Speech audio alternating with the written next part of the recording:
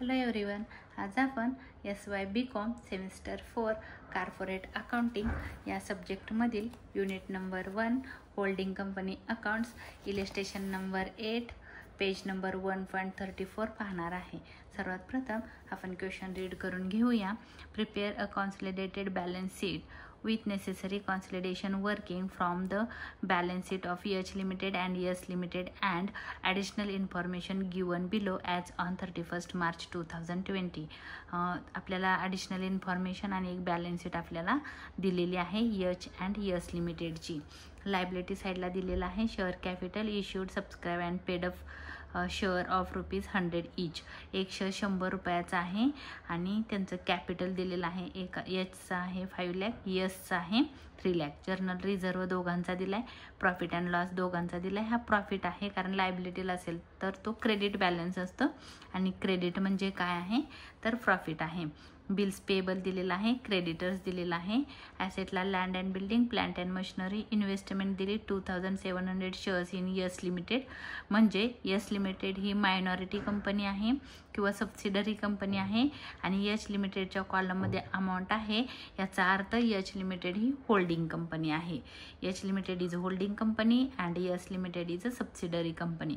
Stock दिलेला आहे, debtors दिलेला आहे, बिल्स रिसिवेबल दिलेला आहे. ॲडिशनल इन्फॉर्मेशनमध्ये आपल्याला सांगितले on the date of purchase of shares there was no balance in general reserve where as profit and loss showed a debit balance of ₹10,000 in the books of yes limited. Yes लिमिटेडच्या बुकमध्ये journal reserve तर नाहीच आहे, म्हणजे त्यांच्याकडे राखीव निधी नव्हता यस लिमिटेडकडं, आणि डेबिट बॅलन्स आहे म्हणजे लॉस आहे ₹10,000 यस लिमिटेडचा. तर ह्याच्यावरून पण तुमच्या एक गोष्ट लक्षात येईल की यस लिमिटेड ही सबसिडरी कंपनी आहे. त्याचाच अर्थ आहे यच लिमिटेड होल्डिंग कंपनी आहे. आणि आपल्याला ऑन द डेट दिलेली नाही. जेव्हा तुम्हाला डेट दिली नसेल तेव्हा समजून जायचं की ती कंपनी 1 एप्रिलला ॲक्वायर केलेली असेल. म्हणून मी लिहिलं इथं H limited purchase the shares of yes limited. Yes लिमिटेडचे शेअर्स किंवा आपण असं पण म्हणू शकतो H limited acquire shares of yes limited on 1 April 2019. तुम्ही परचेजच्या जागेवर ॲक्वायर पण म्हणू शकता. म्हणजेच यच लिमिटेडनं यस लिमिटेडला खरेदी केलेला आहे 1 एप्रिल 2019ला. आता त्याच्या पुढे सांगितले sundry debtors of yes limited include 40,000 due from H limited. Sundry डेटर्समध्ये इन्क्लूड म्हणजे ॲड झालेले आहेत 40,000, म्हणून मी इथं सन्ड्री डेटर्सला एक स्टार केला आणि क्रेडिटर्सला एक स्टार केला. सन्ड्री डेटर्समधून आणि क्रेडिटर्समधून हे ₹40,000 लेस होणार आहेत. त्याच्यानंतर दिलं bills payable of yes limited include 18,000 in favour of H limited which has discounted ₹3,000 of them. बघा इथं सांगितलेलं आहे की यस लिमिटेडचे बिल्स पेबल होते त्याच्यामध्ये इन्क्लूड झालेले होते 18,000. तर आपण बिल्स पेबलला एक स्टार केलेला आहे आणि बिल्स रिसिवेबलला एक स्टार केलेला आहे. त्याच्यातून आपल्याला अमाऊंट लेस करायची आहे. पण इथं डिस्काउंटेड बिल आहे एक, म्हणजे एक ₹3,000 बिल होतं. ते बँकेत मॉर्गेज केलेलं होतं किंवा सेक्युअर करून लोन घेतलेलं होतं ₹3,000. तर काय करायचं आहे, ह्या 18,000मधून हे 3,000 मायनस करायचे आहेत. जे अमाऊंट येईल ते आपल्याला लेस करायची आहे. म्हणजे 15,000 minus 3,000 is equal to 18,000 minus 3,000 is equal to 15,000. तर 15,000 आपल्याला बिल्स रिसिवेबलमधून लेस करायचे आहेत आणि बिल्स पेबलमधून पण 15,000 लेस करायचे आहेत कॉन्सॉलिडेटेड बॅलन्स शीटला. Stock of yes limited includes 4,000 being purchased from H limited on which the later company made a profit of 33 1/3% on cost. On cost लिहिलेला आहे. ऑन कॉस्ट म्हणजे कॉस्ट प्राइस 100 पकडायची आहे आणि प्रॉफिट 33 1/3% दिलेला आहे.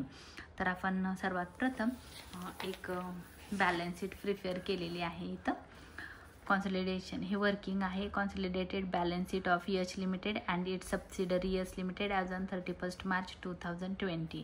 लायबिलिटी साईड आहे, ॲसेट साईड आहे. त्याच्यानंतर मी इथं वर्किंग करणार आहे. वर्किंग केल्याशिवाय आन्सर मिळणार नाही. कॉन्सॉलिडेशन वर्किंग नोट त्याच्यामध्ये मी पहिलं लिहिलं H limited purchase the shares of yes limited on 1 April 2019. आपल्याला इथं डेट दिलेली नाही तर तुम्ही समजून जायचं आहे 1 एप्रिललाच ती ॲक्वायर केलेली असेल. आता सर्वात प्रथम आपण पहिली वर्किंग नोट केली. आता आपण दुसरी वर्किंग नोट करणार आहोत. दुसरी वर्किंग नोट आपण क्वेश्चनमध्ये इथं लक्ष ठेवायचं आहे, कोणी कोणाला ॲक्वायर केलेलं आहे. तर इथं दुसरी आहे शेअर्स ऑफ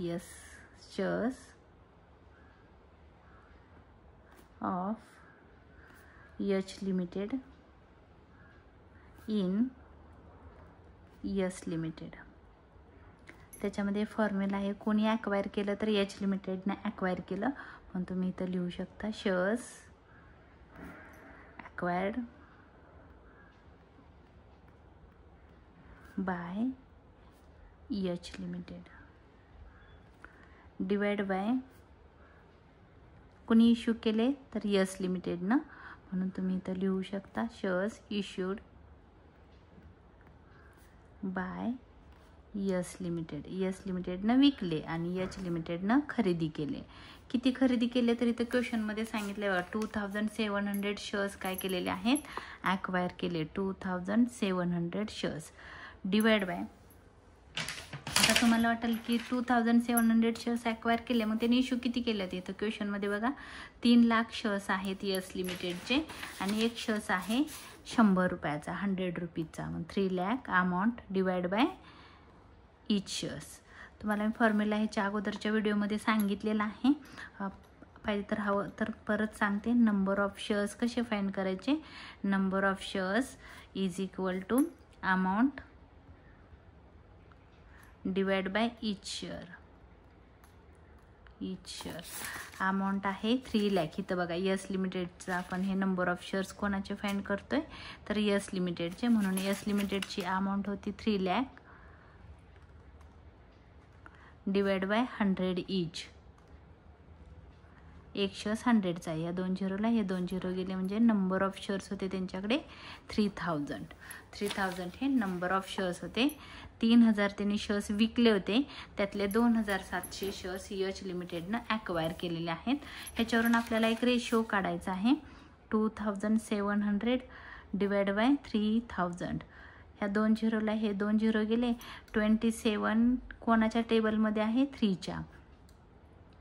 30 पण आहे 3च्या टेबलमध्ये.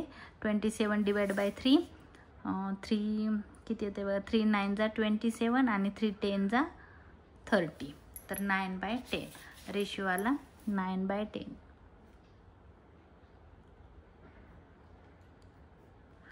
आता त्याच्यानंतरची नेक्स्ट वर्किंग नोट आहे स्टेटमेंट ऑफ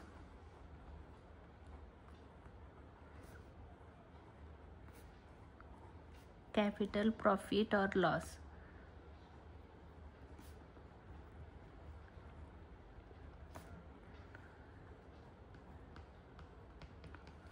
आपल्याला माहिती नाही प्रॉफिट होणार आहे का लॉस होणार आहे ते, आणि हे स्टेटमेंट आहे हे यस लिमिटेडचं आहे. यस लिमिटेड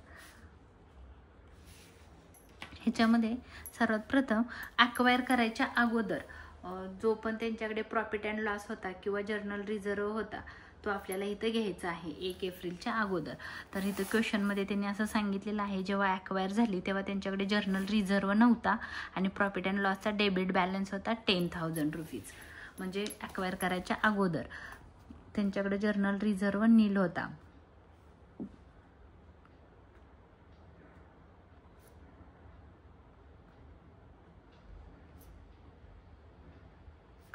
फर्स्ट एप्रिल 2019ला, म्हणजे जेव्हा ती ॲक्वायर झालेली आहे तेव्हा त्यांच्याकडे जर्नल रिझर्व नील होता, पैसे नव्हते त्यांच्याकडे, राखीव निधी नव्हता. आणि प्रॉफिट अँड लॉसमध्ये प्रॉफिट अँड लॉस म्हणजे इथं दॅट इज टू से आपण लॉसच म्हणू, कारण लॉस होता त्यांच्याकडे. कधी होता तर 1 एप्रिल 2019ला. 2019 लॉस होता 10,000 रुपीजचा. हा लॉस आहे, म्हणून जर्नल रिझर्व नाही आहे तर त्यांच्याकडं हा नील होता जर्नल रिझर्व, आणि हे 10,000 म्हणजे 10,000 काय आहे, लॉसच आहे, म्हणून त्याला आपण म्हणू कॅपिटल लॉस. Capital loss. तर हा आपल्याला खाली कन्सिडर करायचा आहे, division of capital loss rupees 10,000. याला आपल्याला काय करायचं आहे, दोघांना वाटायचं आहे.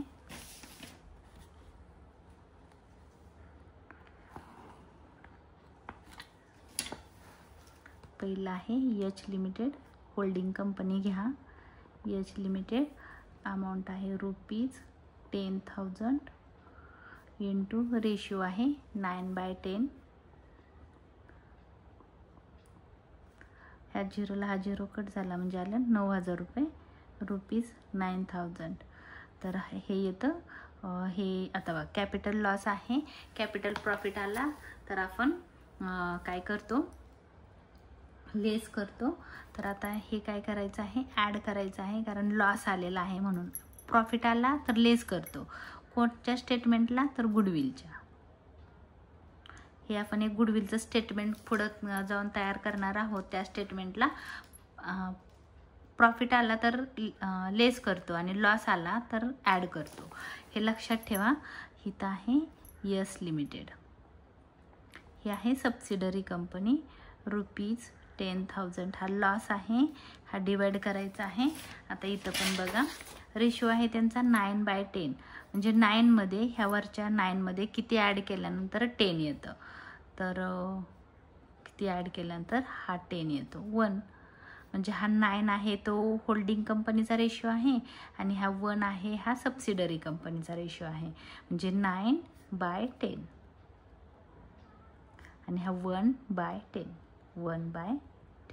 तर सबसिडरीचा रेशिओ आहे 1/10. 1/10 म्हणजे इथे ₹1,000. तुम्ही कॅल्क्युलेट करून बघा. आणि आता हे पण लॉस आहे म्हणून हा लेस होणार आहे. आपण लॉस काय, प्रॉफिट आला तर ॲड करतो, लॉस आला तर लेस होणार आहे. कोणाच्या स्टेटमेंटला, तर मायनॉरिटी इंटरेस्ट. ह्याच्या स्टेटमेंटला आपण ह्याला लेस करणार आहोत कारण लॉस आहे. जर प्रॉफिट असता तर आपण त्याला ॲड केलं असतं. आता नेक्स्ट आहे working note number 4 minority interest, नाही sorry, revenue profit.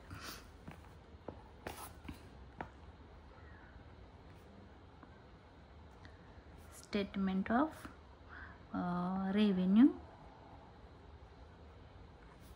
Profit.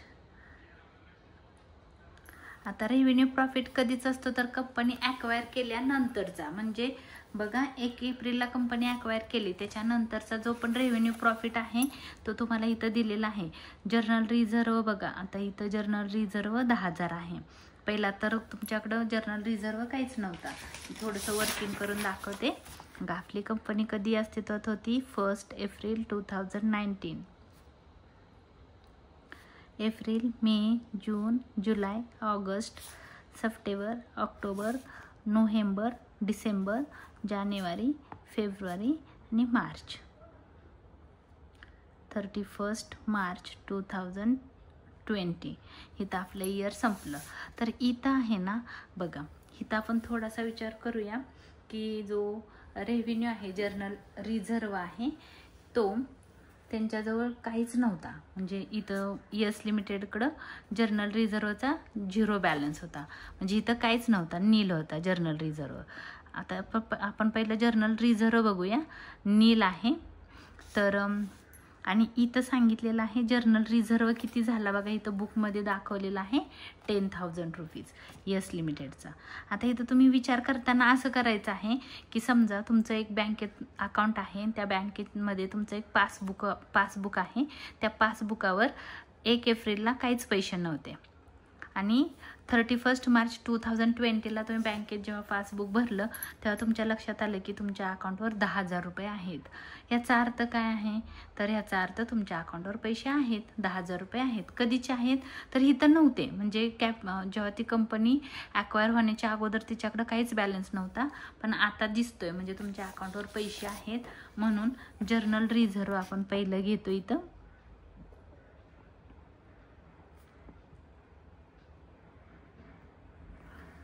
Journal reserve आहे 10,000. आपण इथं डेट पण लिहू, 1 एप्रिल 2019 to 31 मार्च 2020 पर्यंत बँकेत पैसे जमा झाले 10,000 रुपीज, म्हणजे पैसे आपला प्रॉफिट आहे.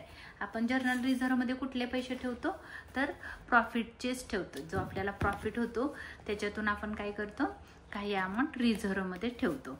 त्याच्यानंतर दुसरं आहे profit and loss. Profit and loss. आता प्रॉफिट अँड लॉस पण बघताना इथं बघायचं आहे यस लिमिटेडचा 31 मार्च 2020ला 5,000 रुपीजचा प्रॉफिट दिसतोय. प्रॉफिट अँड लॉसचा हा लायबिलिटीला असतो, तो क्रेडिट बॅलन्स असतो आणि तो प्रॉफिट असतो. तर आता बघा इथं 1 एप्रिलला आहे ना, त्यांच्याकडं लॉस होता 10,000 रुपयाचा. लॉस होता, थांबा रेड पेननी करते, हे ह्याचं होतं जर्नल रिझर्वचं हे कॅल्क्युलेशन होतं. हे P&Lचं आहे. P&Lला लॉस होता, त्यांच्याकडे लॉस होता 10,000 रुपीजचा. कोणाकडे तर यस लिमिटेडकडे. यस लिमिटेडचा लॉस होता 10,000 रुपयाचा 1 एप्रिल 2019ला. म्हणून आपण काय केलेलं होतं, जो कॅपिटल लॉस घेतला 10,000, कारण तो ॲक्वायरच्या अगोदरचा होता. आणि आता ॲक्वायरच्या नंतर इथं प्रॉफिट दाखवतोय, तो म्हणतोय की 5,000 रुपये आम्हाला प्रॉफिट झालेला आहे. यस लिमिटेड म्हणतं 5,000 रुपये आम्हाला प्रॉफिट झाला. आता तुम्ही विचार करा 5,000 रुपये प्रॉफिट कधी होईल? लॉस भरून काढल्याशिवाय प्रॉफिट होणार नाही. म्हणजे तुम्हाला एवढं काम करावं लागेल की हा लॉस भरून काढून, म्हणजे तो लॉस भरून काढल्यानंतर प्रॉफिट झालाय 5,000 रुपये. म्हणजे तुम्ही किती प्रॉफिट कमवलंय माहिती आहे? 15,000 रुपये कमवले तेव्हा लॉस जाऊन 5,000 रुपये प्रॉफिट राहिला.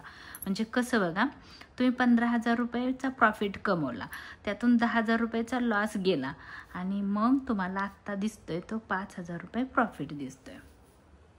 असं झालंय बघा. आता नीट परत बघा, 10,000 रुपयेचा लॉस आहे.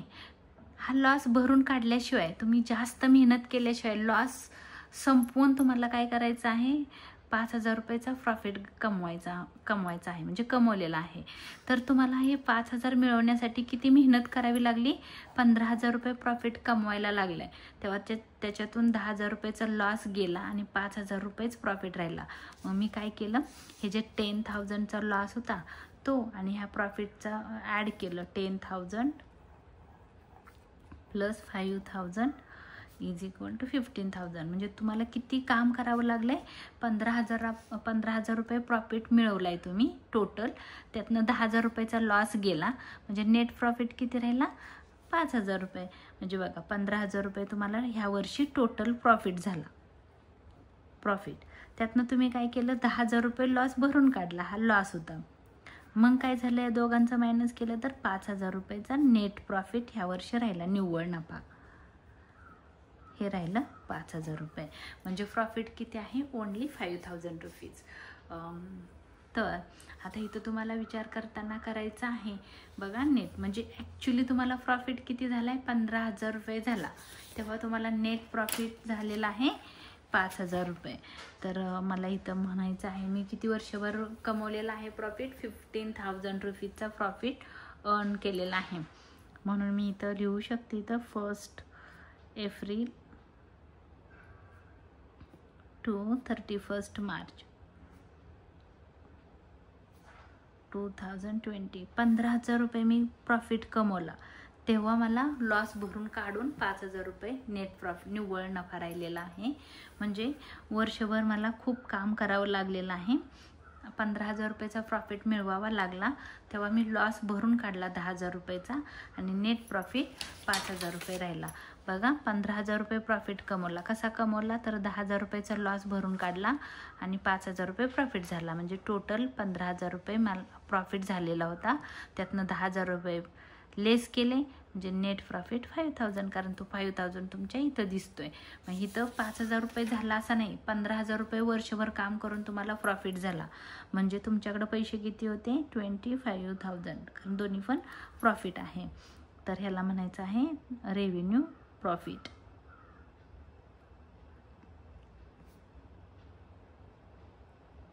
ह्याला आपण डिवाइड करू, division of revenue profit.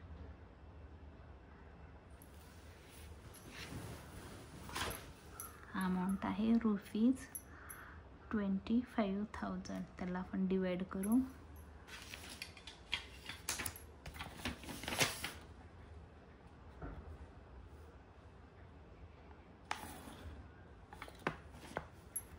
H limited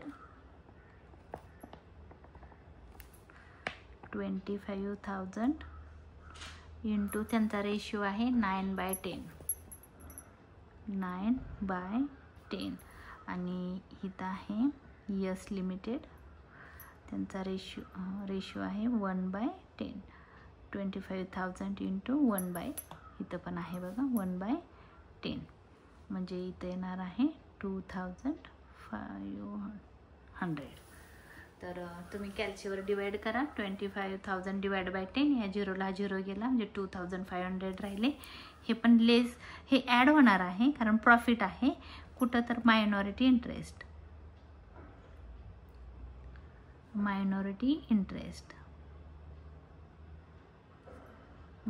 इंटरेस्टच्या स्टेटमेंटला हे काय होणार आहे, ॲड होणार आहे. आणि हे कॉन्सॉलिडेटेड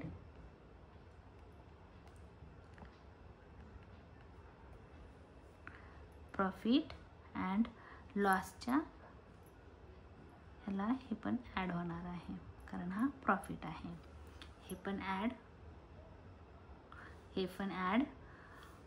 हे ॲड होणार आहे आणि हे लेस होणार आहे. तर नेक्स्ट स्टेटमेंट आहे स्टेटमेंट नंबर 5, मायनॉरिटी इंटरेस्ट.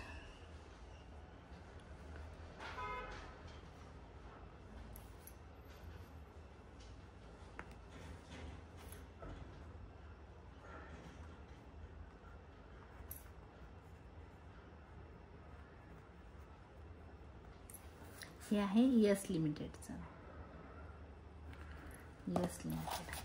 आता आपल्याला सर्वात पहिलं घ्यायचं आहे, त्यांनी किती शेअर्स इश्यू केलेले होते, आपण इथं काढलेलं होतं वर्किंग नोटमध्ये 3,000.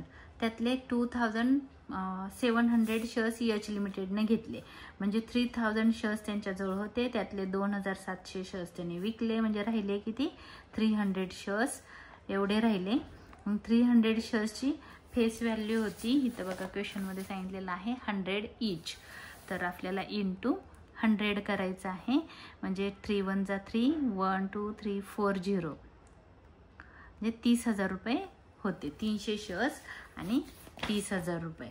तर आपल्याला इथं लिहायचं आहे सर्वात पहिलं face value of shares held buy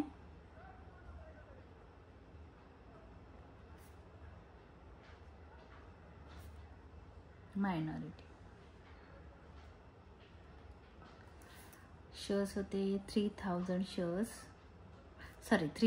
shares at ₹100 each. 300 into 100 is equal to 30,000. ही त्यांच्या शेअर्सची फेस व्हॅल्यू होती. त्याच्यामध्ये दुसरं स्टेटमेंट आहे लेस कॅपिटल लॉस. कारण लेस होतोय कारण लॉस आहे म्हणून, प्रॉफिट असता तर तो ॲड झाला असता. लेस कॅपिटल लॉस आपण इथं काढलेला आहे बघा, 10,000 होता आणि मायनॉरिटीचा 1,000 होता, म्हणून आपण इथं लेस करणार आहोत 1,000. खाली राहिले 29,000. ह्याच्यात आपण रेव्हेन्यू प्रॉफिट ॲड करणार आहे. 29,000 मध्ये ॲड रेव्हेन्यू प्रॉफिट.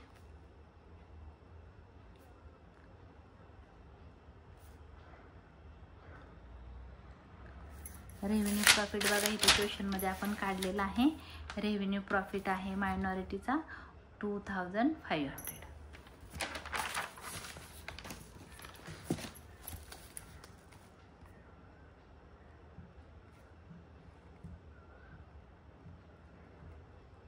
$31,500 ह्याला म्हणायचं आहे मायनॉरिटी इंटरेस्ट.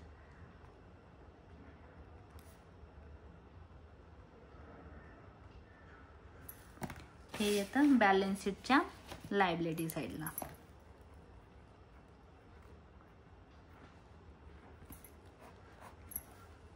त्याच्यानंतरचं नेक्स्ट स्टेटमेंट आहे स्टेटमेंट ऑफ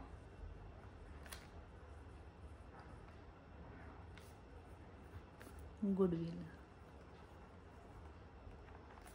और कॅपिटल रिझर्व.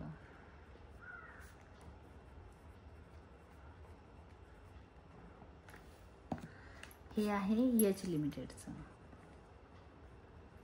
आपण इथं ज्या पण व्हॅल्यू घेणार आहोत त्या एच लिमिटेडच्या घेणार आहोत. तर बघा एच लिमिटेडनं किती शेअर्स ॲक्वायर केलेले होते ते पहिलं लिहायचं आहे. Cost of shares purchase by H limited.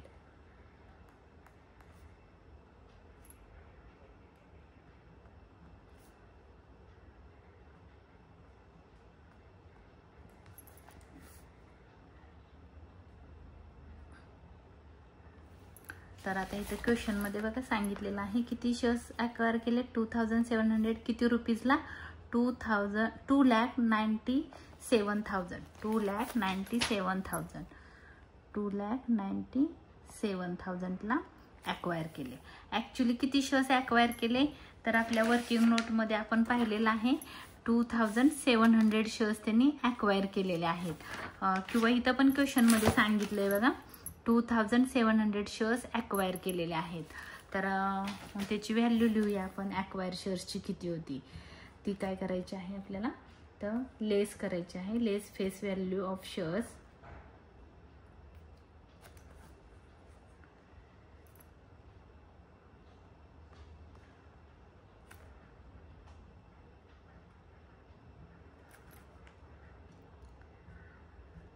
Purchase म्हणा किंवा ॲक्वायर म्हणा. किती केले होते तर 2700 शेअर्स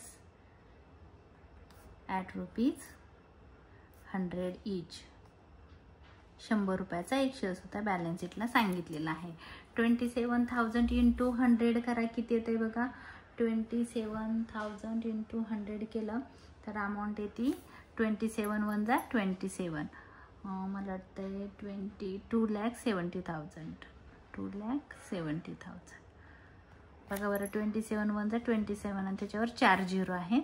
तर बघा इथं काय केलं 2,70,000 रुपयाचे किमतीचे शेअर्स त्यांनी खरेदी कितीला केले 2,97,000 रुपयाला 97,000ला.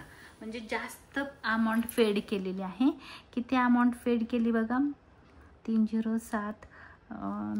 27,000 रुपये त्यांनी एक्सिस अमाऊंट फेड केली. म्हणून इथल्या एक्सिस अमाऊंट फेड.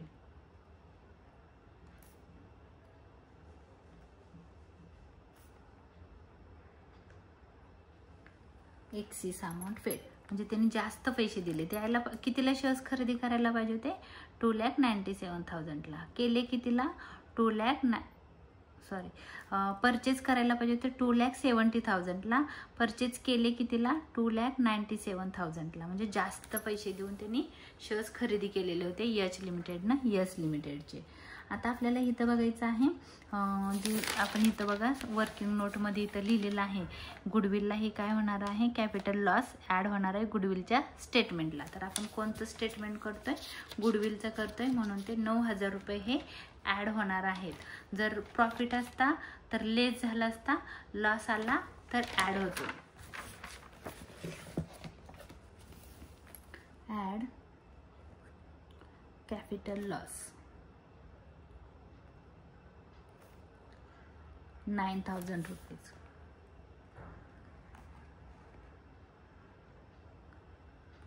टोटल येते 36,000. ह्याला म्हणायचं आहे बघा. आता इथं ह्याच्यामध्ये ॲड केलं. इथं काही लॉस येत नाही म्हणून ह्याला आपण म्हणणार आहोत लेसमध्ये अमाऊंट येत नाही, मायनसमध्ये येत नाही म्हणून आपण ह्याला म्हणणार आहोत गुडविल. आणि येते बॅलन्स शीटच्या ॲसेटला. आणि जर समजा मायनसमध्ये फिगर आली असती तर आपण त्याला म्हणलं असतं की हा काय आहे लॉस आहे किंवा तर त्याला आपण कॅपिटल रिझर्व म्हणलं असतं. त्याच्यानंतरचं नेक्स्ट स्टेटमेंट आहे स्टेटमेंट कॅल्क्युलेशन ऑफ अनरिअलाइज्ड प्रॉफिट.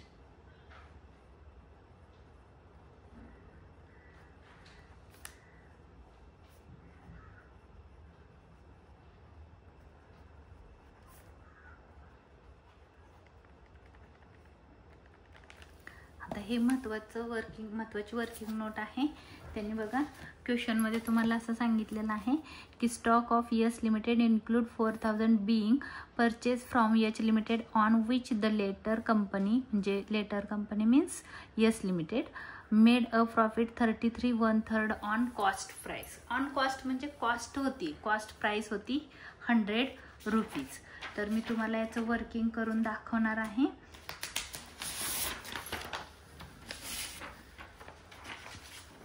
बघा थोडंसं 1 मिनिट दाखवते. बघा फॉर्म्युला असा आहे, selling price is equal to cost price plus profit. तर सेलिंग प्राइस आपला कॉस्ट प्राइस 100 आहे, प्रॉफिट आहे 33 1/3 आणि सेलिंग प्राइस आपल्याला काढायची आहे.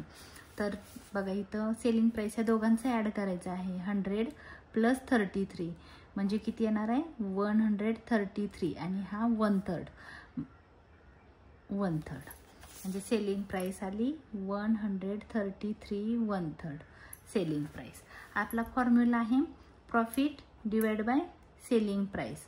प्रॉफिट आहे 33 1/3 डिवाइड बाय 133 1/3 असा आपला फॉर्म्युला आहे.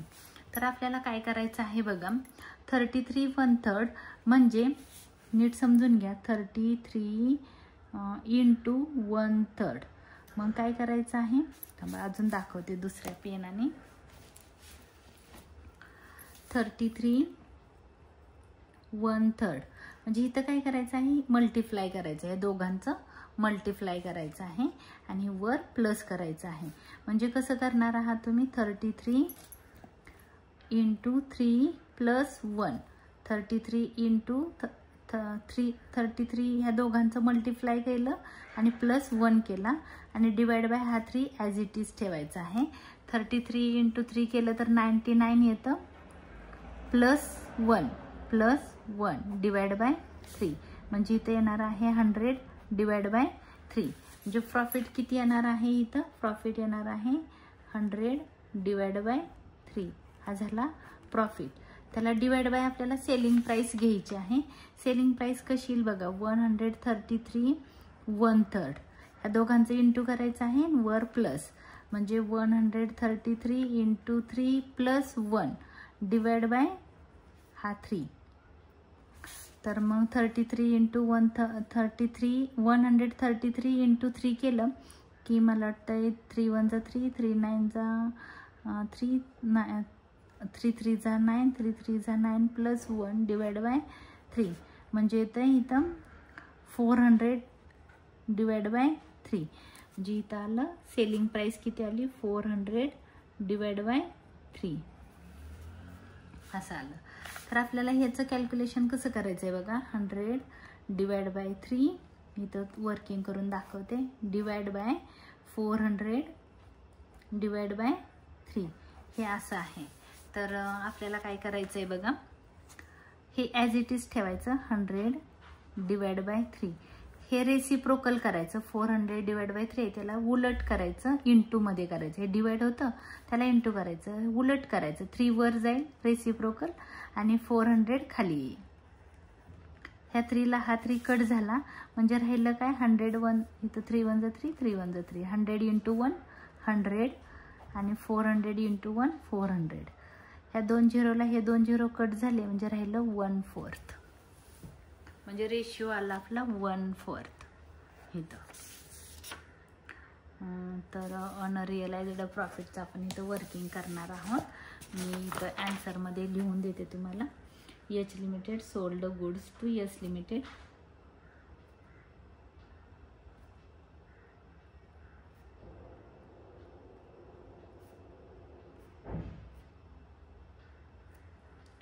Yes Limited for ₹4,000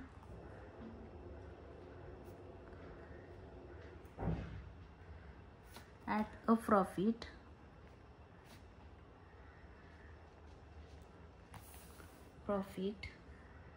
of 33 1/3% on cost. मतलब कॉस्ट प्राइस किती आहे 100 आहे. मग सेलिंग प्राइस आपल्याला 100 प्लस 33 1/3 येईल. तर आपला फॉर्म्युला आहे selling price is equal to cost price plus profit. तर सेलिंग प्राइस आपली कॉस्ट प्राइस होती 100, प्रॉफिट होता 33 1/3. ह्या दोघांचं ॲड केलं मी करून दाखवलेलं आहे. 133 1/3 ही झाली आपली सेलिंग प्राइस. मग काय केलं आपण, profit divide by selling price. Profit किती होता 33 1/3 डिवाइड बाय सेलिंग प्राइस आहे 133 1/3. ह्याला आपण कन्वर्ट केलं 33 इंटू केले ह्या दोघांचं 33 इंटू 3 99 99 प्लस 1 100 डिवाइड बाय 3 आणि इथं केलं 33 हे केलं बघा मी इथं तर 400 डिवाइड बाय 3 400 डिवाइड बाय 3. आता ह्याला आपण रेसिप्रोकल करणार आहोत. 100 divide by 3 as it is ठेवायचं आहे. हे डिवाइड होतं इथं, आपल्याला काय करायचं आहे मल्टिप्लाय करायचं आहे. रेसिप्रोकल करा, रिव्हर्स करा, उलट करा. 3 वर जाईल आणि 400 खाली येईल. ह्या 3ला हा 3 कट झाला. आन्सर येतं इथं 100 डिवाइड बाय 400. ह्या 2 झिरोला हे 2 झिरो कट झाले. आन्सर येतं 1/4. हा झाला आपला रेशो 1/4. आपल्याला काय करायचं आहे, क्वेश्चनमध्ये सांगितलं आहे 4000. 4000 इंटू 4000 इंटू 1/4. 4000 इंटू 1/4 आन्सर येतं 1000. 1000 इंटू एचचा जो रेशो आहे हा 9/10. ह्या रेशोने काय करायचं आहे मल्टिप्लाय करायचं आहे. म्हणून आपण इथं लिहिणार आहोत 1000 इंटू 9/10. म्हणजे हे जर तुम्ही कॅल्क्युलेट केलं तर मला वाटतं आन्सर येते 900. हा आहे unrealised profit. Unrealised profit 900 rupees. तर हा 900 रुपीज लेस होणार आहे स्टॉकमधून, कॉन्सॉलिडेटेड बॅलन्स शीटच्या स्टॉकमधून. आणि आपण जे 8 नंबरची वर्किंग नोट करणार आहोत कॉन्सॉलिडेटेड प्रॉफिट अँड लॉसची, त्याच्यातून पण हा 900 रुपीज लेस होणार आहेत. म्हणून मी इथं 8 नंबरचं वर्किंग नोट आहे statement of consolidated profit and loss. हे एच लिमिटेडचं वर्किंग आहे. इथं आपल्याला एच लिमिटेडचा जो क्वेश्चनमध्ये दिलेला प्रॉफिट अँड लॉस घ्यायचा आहे बघा. एच लिमिटेडचा 70,000 रुपीज प्रॉफिट आहे. तो आपल्याला पहिला घ्यावा लागेल. एच लिमिटेडचा profit and loss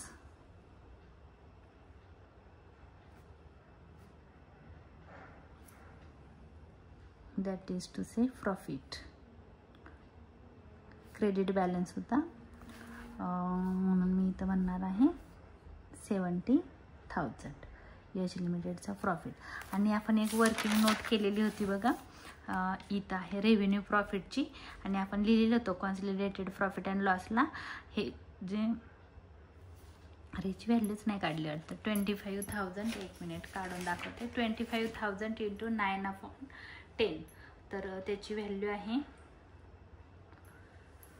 25,000 divide by 10 म्हणजे 2500 इंटू 9 22,500. 22,500.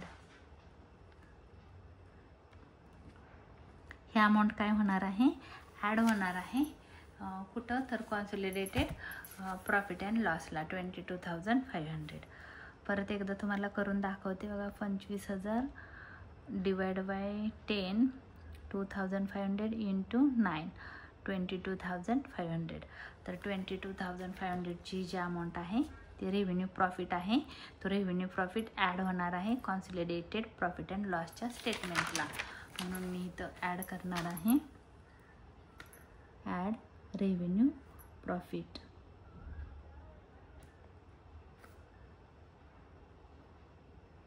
$22,500 ॲड करून किती होते बघा, 92,500. आणि आता आपण इथं अनरिअलाइज्ड प्रॉफिट काढलाय, तो लेस होणार आहे इथं, म्हणून मी इथं घेते खाली लेस अनरिअलाइज्ड प्रॉफिट.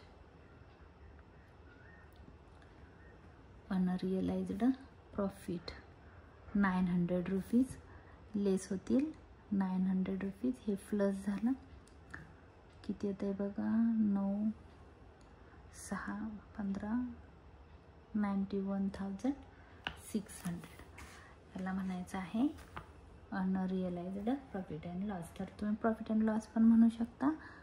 प्रॉफिट अँड लॉस हा कोणाचा आहे, एच लिमिटेडचा प्रॉफिट अँड लॉस आहे, आणि हा क्रेडिट बॅलन्स आहे, म्हणून बॅलन्स शीटच्या लायबिलिटीला येईल. बॅलन्स शीटच्या लायबिलिटीला 91,100. तर ज्याला मी डबल अंडरलाईन केलेली आहे, हे जाईल मायनॉरिटी इंटरेस्ट बॅलन्स शीटच्या लायबिलिटीला, हे जाईल बॅलन्स शीटच्या ॲसेटला, आणि हे जाईल बॅलन्स शीटच्या लायबिलिटीला. आता आपल्याला एक कॉन्सॉलिडेटेड बॅलन्स शीट तयार करायची आहे, ती क्वेश्चनवरून करूया आपण. सर्वात प्रथम मी बुक इथं ठेवलेलं आहे बघा, तुम्हाला विजिबल आहे का. पहिलं आहे share capital and issued and subscribed capital सांगितलेलं आहे. मी तर लिहिते पहिलं share capital.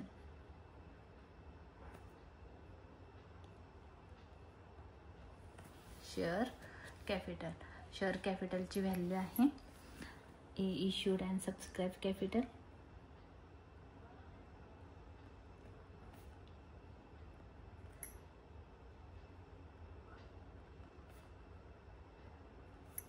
share of ₹100 each. यसचं घ्यायचं आहे, यसचं घेऊ नका, कारण यसचं आपण घेतलेलं आहे. तर कारण ह्यातले 30,000 मधले 30,000 शेअर्स ॲक्वायर केलेले आहेत कोणी, तर एच लिमिटेडनं, म्हणून ह्याला आपण घ्यायचं नाही. ह्याला घ्या, एच लिमिटेडला घ्या. तुम्ही इथं बाहेर शेअर कॅपिटलच्या इथं लिहिलं तरी चालेल, ₹5 लाख. त्याच्यानंतर आहे जर्नल रिझर्व. कोणाचा आहे, एच लिमिटेडचा. जर्नल रिझर्व एस लिमिटेडचा घ्यायचा नाही. अमाऊंट आहे 40,000, कारण एस लिमिटेडचा जर्नल रिझर्व आपण वर्किंग नोटला घेतो, कॅपिटलच्या वर्किंग नोटला घेतो. त्याच्यानंतर आहे profit and loss. Profit and loss इथला घ्यायचा नाही, जो आपण वर्किंग नोट केलेली आहे त्यातला घ्यायचा आहे प्रॉफिट अँड लॉस. एच लिमिटेडचा प्रॉफिट अँड लॉस घ्यायचा आहे, की जी आपण आता वर्किंग नोट केलेली आहे बघा. प्रॉफिट अँड लॉस आला 91,600, तर इथे येईल 91,600. त्याच्यानंतर मायनॉरिटी इंटरेस्ट, जे हा प्रॉफिट अँड लॉस एच लिमिटेडचा आहे, तसाच हा प्रॉफिट अँड लॉस एस लिमिटेडचा आहे 31,500. त्याला म्हणायचं आहे मायनॉरिटी इंटरेस्ट. मायनॉरिटी इंटरेस्ट 31,500 किती होतं? हां बरोबर, 31,500. त्याच्यानंतर क्वेश्चनमध्ये बघा झालं बिल्स पेएबल आणि क्रेडिटर्स आहेत. तर बिल्स पेएबल घेऊ आपण.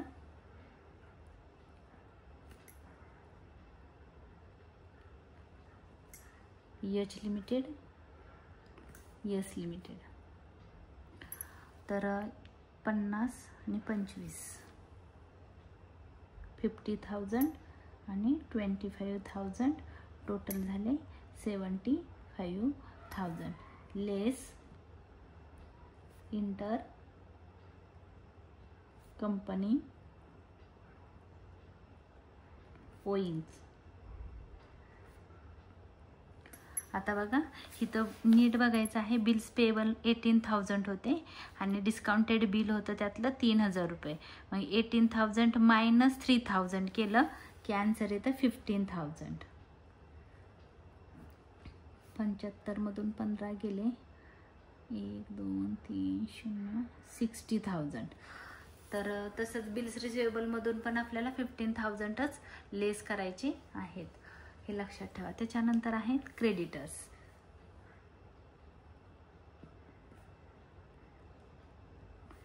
H limited, S limited 1,40,000 and 60,000.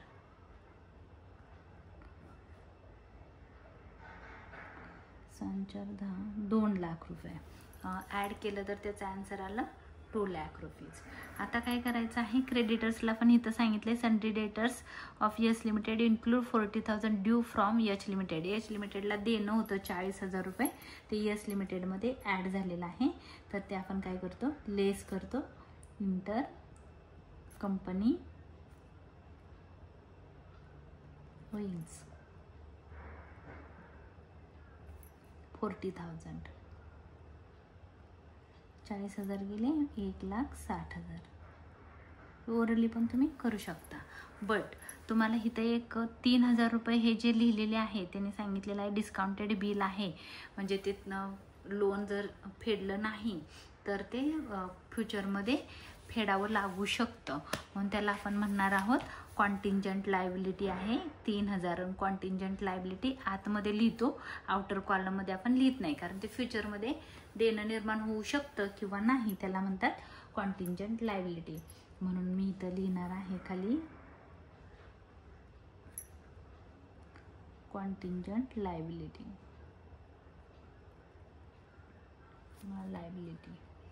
Liabilities लिहिते कारण एकच आहे, ब्रॅकेटमध्ये लिहिते इथं बिल्स रिसिवेबल डिस्काउंटेड.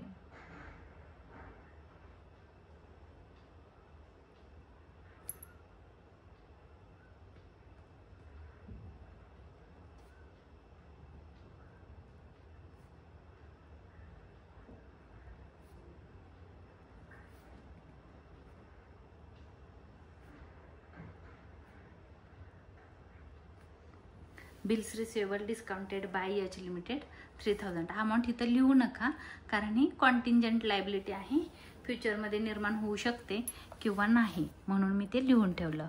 आता आपल्याला ही बॅलन्स शीटची ॲसेट साईड पोस्ट करायची आहे.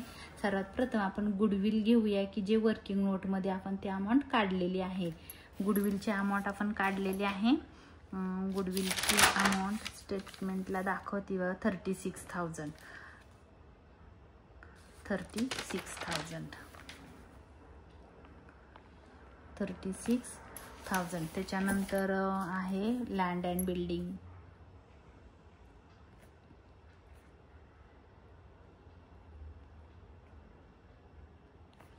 H limited, S limited 2 lakh 1 lakh.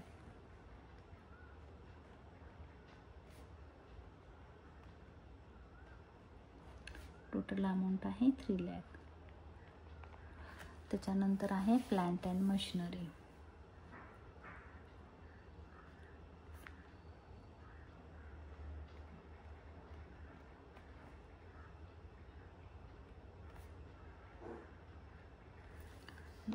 $1,50,000 2 lakh.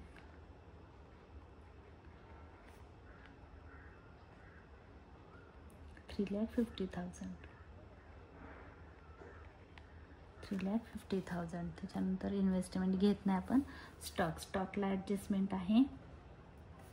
Stock H limited, S limited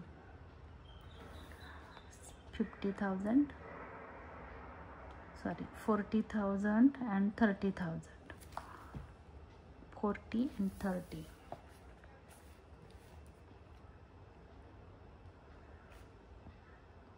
$70,000. लेस करायचं आहे unrealised profit.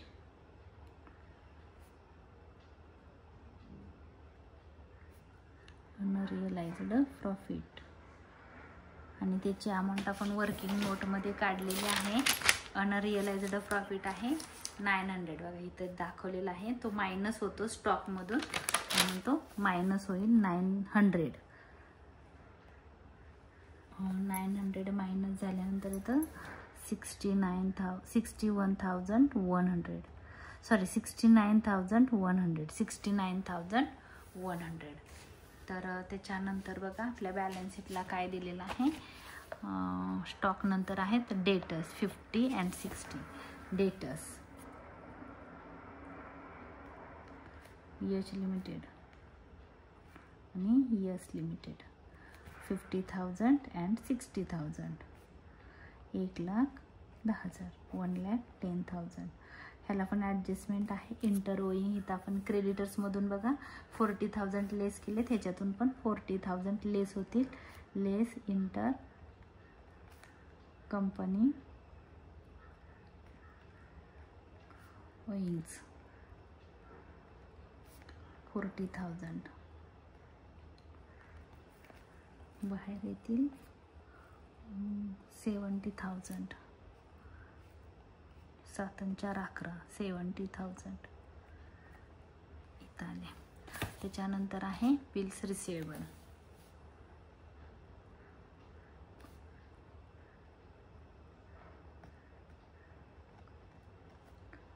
H limited and yes limited. Bills रिसिवेबलची अमाऊंट आहे 63,000 and 10,000.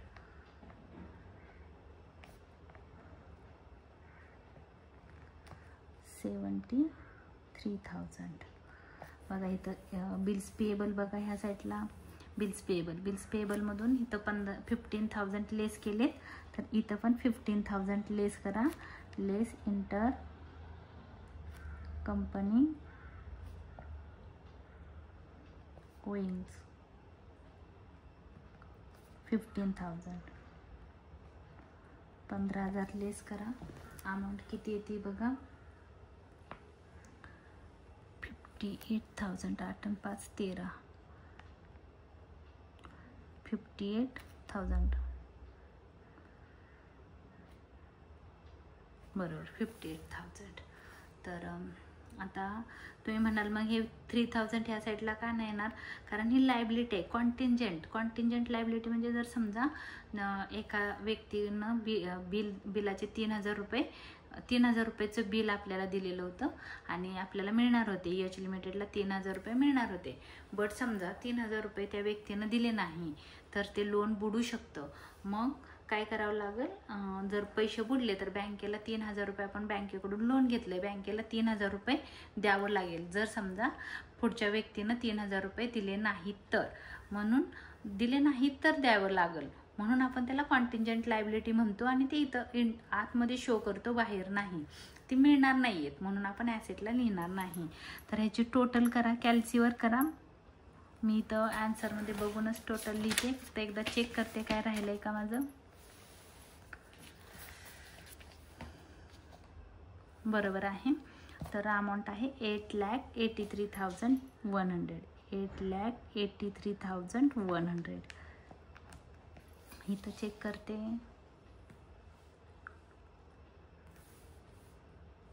बरोबर आहे. तर 8,83,100 हा माझा क्वेश्चन इथं संपलेला आहे. हा जर माझा व्हिडिओ तुम्हाला आवडला असेल तर लाईक करा, शेअर करा, सबस्क्राईब करायला विसरू नका. धन्यवाद.